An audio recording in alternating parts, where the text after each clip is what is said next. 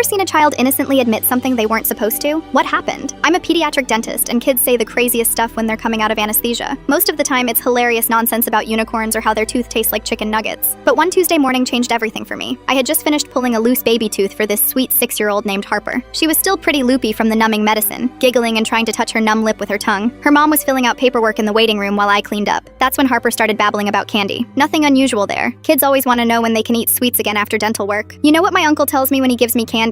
She slurred, her words all wonky from the numbness. I smiled, expecting some silly family joke. No, sweetie. What does he say? He says it's only for special girls like me. She paused, trying to focus her droopy eyes on me. But I can't tell Mommy about our candy game. It's our secret. My hands froze while I was putting away the dental tools. Something in my stomach dropped hard. Harper, where do you and your uncle play this candy game? I asked, trying to keep my voice normal. In the garage when Mommy's at work. He says all special girls get candy if they're really good and don't tell anyone. She giggled again, completely unaware of what she was revealing. I felt sick. 20 years of treating kids, and you develop instincts about these things. This wasn't innocent. Does your uncle visit a lot? I asked gently. Harper nodded enthusiastically. He lives with us now. Mommy says he helps pay for our house so he can stay forever and ever. My heart was pounding. I finished cleaning Harper's mouth and walked her back to her mom in the waiting room, acting as normal as possible. I gave them the usual aftercare instructions about soft foods and gentle brushing. The moment they left, I locked my office door and called the state child abuse hotline. I'd never had to make that call before, but I knew I had to. The social worker I spoke with took detailed notes about everything Harper had said. She explained they would need to interview Harper properly with trained specialists who know how to talk to kids about these situations. Within 2 days, Harper was brought in for a forensic interview at the Children's Advocacy Center. These people are experts at getting kids to open up safely about abuse without leading them or traumatizing them further. The investigation moved fast after that. Turns out Harper's uncle had been molesting her for over a year, always when her mom was at her job at the grocery store. He threatened Harper that if she told anyone, her mom would lose the house and they'd be homeless. The worst part? Harper's mom knew something was wrong but chose to ignore it. She needed her brother's help with rent money after her divorce, and she convinced herself that Harper was just being dramatic when she tried to hint about the games. Harper's uncle was arrested within a week. During his interrogation, he confessed to everything. The sick bastard had been grooming her since she was 5 years old. Harper's mom lost custody immediately. She actually fought it in court, claiming Harper was lying and that I had coached her somehow. Can you believe that? Choosing her brother and rent money over protecting her own daughter. Harper went to live with her grandparents on her dad's side. I found out later that these grandparents had been trying to get visitation rights for months, but Harper's mom had blocked them completely. They suspected something was wrong but couldn't prove it. 6 months later, Harper came back to my office for a regular cleaning. She was like a completely different kid, chatty, confident, laughing at my terrible dentist jokes. Her grandmother told me Harper was doing great in therapy and finally sleeping through the night again. Dr. Anna, remember when you fixed my tooth and I was all silly? Harper asked me while I cleaned her teeth. I sure do, sweetheart. Grandma says you're the reason I'm safe now. Thank you for listening to me. I had to excuse myself to the bathroom for a minute after that. Harper's uncle got 15 years in prison. Her mom never got custody back and isn't allowed unsupervised visits. I still practice dentistry, but now I also volunteer at the Children's Advocacy Center twice a month. You'd be shocked how often kids accidentally reveal abuse when they feel safe and comfortable.